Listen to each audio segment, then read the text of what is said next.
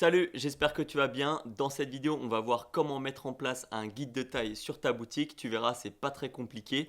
Donc c'est parti, on se retrouve sur le Storytime pour voir comment ça fonctionne. Alors là, je suis sur une boutique de développement où il y a beaucoup de tests. Ce thème-là, c'est pour la prochaine mise à jour à l'heure où je tourne la vidéo, mais ça devrait sortir très prochainement. Donc voilà, mais en tout cas, ça change rien du tout. Donc on est sur ce test de produit-là et on voit que c'est des vêtements, donc ça serait quand même judicieux d'avoir un guide de taille. Donc pour ça, c'est pas très compliqué. Il y a deux solutions sur le Storytime. Donc soit on va dans le bloc sélecteur de variantes de la section produit, juste ici.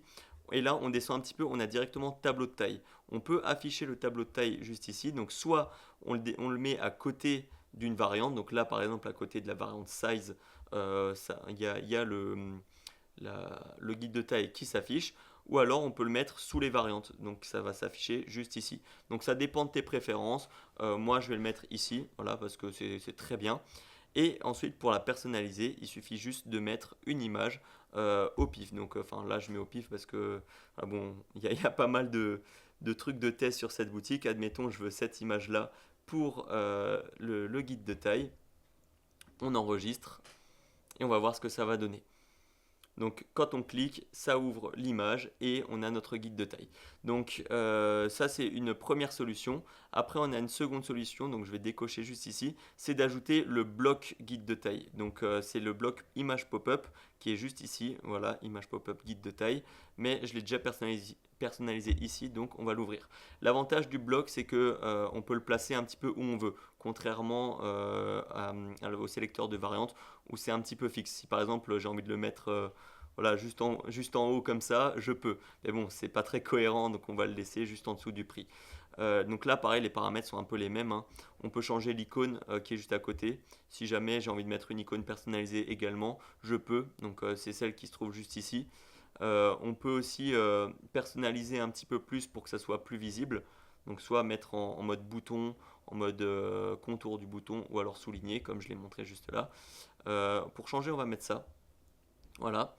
Le texte, bien sûr, guide de taille, hein, on pourrait très bien changer ça, hein. Size guide pour rester en anglais. Voilà. Mais bon, on va laisser guide de taille, l'image, et c'est tout. Et après, la marge du bas qui permet de laisser un espace ici. Mais bon, on va laisser comme c'est de base. Donc quand on enregistre et qu'on clique, voilà, ça nous affiche notre guide de taille. Mais maintenant, comment créer l'image, faire un vrai guide de taille, un vrai tableau de taille. Donc c'est pas très compliqué. Moi, ce que je fais, c'est que j'utilise. Alors, soit tu peux utiliser Photoshop, Canva et faire vraiment quelque chose de personnalisé, ou alors tu l'as directement depuis ton produit AliExpress. Et à ce moment-là, enfin, si jamais tu fais du dropshipping, tu peux avoir directement et tu as juste à traduire après.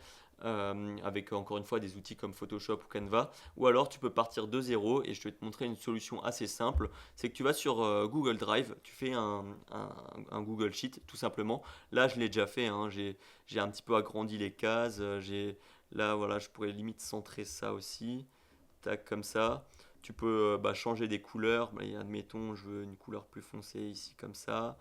Voilà, tu peux mettre en gras ou pas. Enfin, voilà, tu fais ton petit tableau de taille comme tu as envie. Moi, j'ai mis vraiment des valeurs au hasard. Et ensuite, tu fais fichier télécharger au format PDF.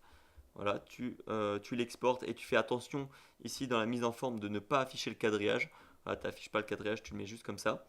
Et tu as ton tableau de taille au format PDF. Tu l'exportes et ensuite tu vas sur Photopea.